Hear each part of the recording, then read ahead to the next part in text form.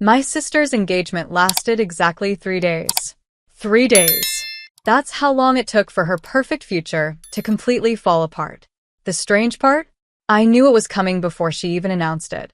While my family was crying tears of joy, taking photos, and congratulating the happy couple, I was sitting there wondering how long it would take for the truth to catch up with her. I never said a word. I never exposed her.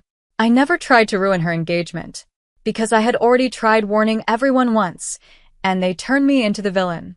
Then, 3 days later, her fiancé sent me a text message that changed everything. 1 sentence. 8 words. And the moment I read it, I knew the engagement was over. Asterisk, you were right. We need to talk. Asterisk. My sister Emily had always been the favorite. Growing up, she was the one who got praised for everything. If she brought home a B, my parents celebrated her effort. If I brought home an A, they asked why it wasn't an A+. I learned early that life was easier when I stayed quiet. By the time we were adults, nothing had really changed. Emily was still the center of attention, and the rest of us simply orbited around her. That's why nobody was surprised when she turned a routine Sunday family dinner into another moment about herself. We were halfway through dessert when she suddenly stood up and tapped her wine glass. "I have some exciting news," she announced, grinning. The room immediately went silent. Then she held out her left hand. A diamond ring sparkled under the dining room lights. For a second, nobody moved. Then everyone exploded with excitement. My mother started crying. My father jumped up to hug her. Questions flew across the table from every direction. When did this happen? How did he propose? Why didn't you tell us sooner? Emily soaked up every second of the attention. Across from her sat her fiancé, Daniel. He smiled politely as everyone congratulated him, but something felt off. Maybe it was the way he kept glancing around the room. Maybe it was how forced his smile looked. Or maybe it was because I already knew something nobody else did. As the celebration continued, my mother's eyes suddenly landed on me. Her smile faded slightly. "Please," she said loudly enough for everyone to hear, "don't make tonight about you." The table went quiet again. A few uncomfortable glances came my way. Emily lowered her eyes, pretending to look embarrassed. I simply smiled. "Don't worry," I said. And I meant it. Because if I told them what I discovered 2 weeks earlier, this engagement wouldn't survive the night. So I stayed silent. I let everyone celebrate. I let everyone believe the fairy tale. And I kept the secret to myself. For now. The secret started with an accident. 2 weeks before the engagement dinner, I was helping my parents prepare for a neighborhood fundraiser. My mom had asked me to organize some paperwork that had been delivered to the house by mistake. Most of it was boring. Receipts, flyers, donation forms. Then I found an envelope addressed to Emily. At first, I wasn't even going to open it. But the envelope had already been torn, probably by accident during delivery. A document inside was partially visible. One line immediately caught my attention. I pulled the paper out. The document wasn't about Emily. It was about Daniel. More specifically, it was about a business partnership Daniel believed he was entering after the wedding. I frowned. The problem was that the information listed in the document didn't match what Emily had been telling him for months. Not even close. At first, I assumed there had to be a reasonable explanation. So I called Emily. When I carefully asked about it, she became defensive almost instantly. Then she told me to mind my own business. That response bothered me. A lot. Over the next few days, I noticed other things that didn't add up. Small details. Contradictions. Conversations that suddenly changed whenever Daniel entered the room. The more I paid attention, the more uncomfortable I became. Finally, I decided to speak to my parents. Big mistake. Mom didn't even let me finish. "You've always been jealous of your sister," she said. I couldn't believe what I was hearing. Jealous? I was trying to protect someone. But once Mom made up her mind, everyone followed her lead. Dad stayed quiet. Emily acted hurt. And somehow, I became the villain. After that, I stopped trying. If nobody wanted to hear the truth, I wasn't going to force it on them. That's why I stayed silent during the engagement dinner. Not because I was wrong. Because I was tired. 3 days passed. Life returned to normal. Or at least, It seemed that way. Then, late Wednesday evening, my phone buzzed. A text message. I looked down and froze. It was from Daniel. The message contained only one sentence. "I think you were trying to warn me." A second message arrived almost immediately. "We need to talk." I stared at Daniel's text for nearly a minute before replying. "Where?" His response came immediately. "Coffee shop on Maple Street. Tomorrow. 10 a.m. That night, I barely slept. Part of me wondered if he had finally discovered the same thing I had. Another part worried I was about to get blamed all over again. The next morning, I arrived 10 minutes early. Daniel was already there. The moment I saw him, I knew something had changed. 3 days earlier, he had looked like an excited fiancé. Now he looked exhausted. There were dark circles under his eyes, and the confidence I'd seen at the engagement dinner was gone.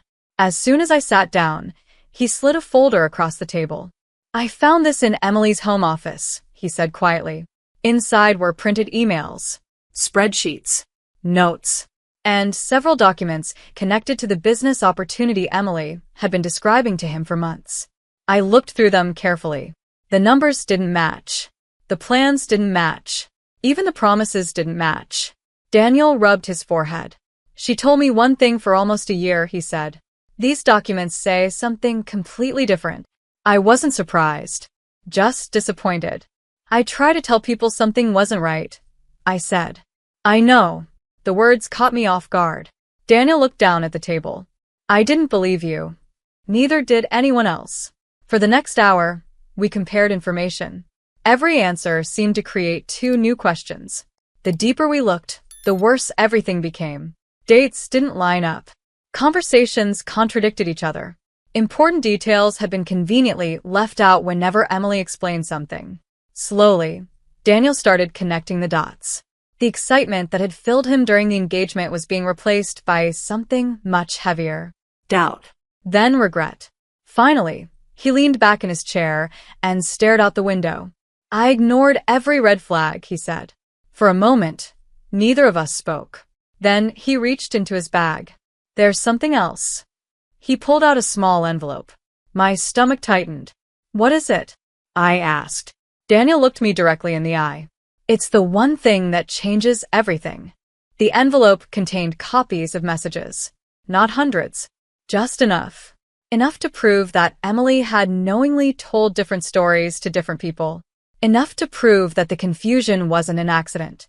Daniel sat quietly while I finished reading. Then he said something that surprised me. "I'm going to ask her directly." 2 days later, he did. And everything exploded. My parents received a call that evening asking them to come over immediately. When I arrived, the atmosphere felt tense before anyone even spoke. Emily was standing near the kitchen island with her arms crossed. Daniel stood across from her. The folder sat between them. Mom looked confused. Dad looked worried. Daniel didn't waste time. He calmly explained everything he had discovered. The conflicting information. The promises that didn't match reality. The details that had been hidden from him. At first, Emily denied all of it. Immediately, without hesitation. "You're twisting everything," she said. Then Daniel showed the documents. The room went silent. Emily's confidence disappeared for a moment. Then she tried explaining. Then defending herself. Then blaming misunderstandings. But every explanation created another contradiction. Every answer raised another question. Eventually, even Mom couldn't ignore what was sitting right in front of her. The hardest moment came when Daniel removed his engagement ring. Nobody expected him to do it. Not even Emily. "I can't build a marriage on trust that doesn't exist," he said quietly. The words hit the room like a wave. Emily's face went pale. Mom started crying. Dad sat down without saying a word. And for the first time since this whole thing started, nobody looked at me like I was the problem. The engagement was over. Not because of me. Because the truth had finally caught up. As everyone struggled to process what had happened, my mother slowly turned toward me. Her eyes were filled with regret. For several seconds, she couldn't speak. Then she finally whispered the words I never expected to hear. "I'm sorry." And somehow, that hurt even more than being blamed. The months that followed were surprisingly quiet. For the first time in a long time, there was no family drama, no arguments, and no pressure to prove I was telling the truth. Everything had already been proven. Daniel moved on with his life. The engagement stayed broken. And Emily spent a long time dealing with the consequences of choices she never thought would catch up to her. As for my parents, things changed slowly. Trust isn't repaired overnight. Neither is regret. A few weeks after everything happened, my mother invited me to lunch. It was just the two of us. Halfway through the meal, she put down her fork and looked at me. "I should have listened," she said quietly. There was no excuse. No justification. Just honesty. For the first time in years, I felt like she actually saw me. Not as the difficult sibling. Not as the jealous one. Just as her son. And strangely enough, that mattered more than being right. Several months later, I received one final message from Daniel. It wasn't long. Just a few sentences. He thanked me for trying to warn him. He admitted he should have paid attention sooner.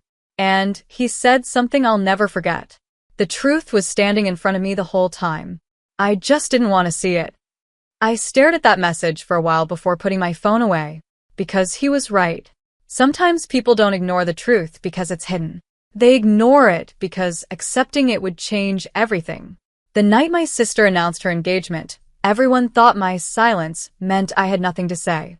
The truth was, silence was the only reason the truth survived long enough to be discovered.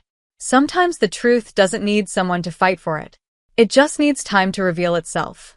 If you enjoyed this story, make sure to like the video, subscribe to the channel, and turn on notifications so you never miss a new story.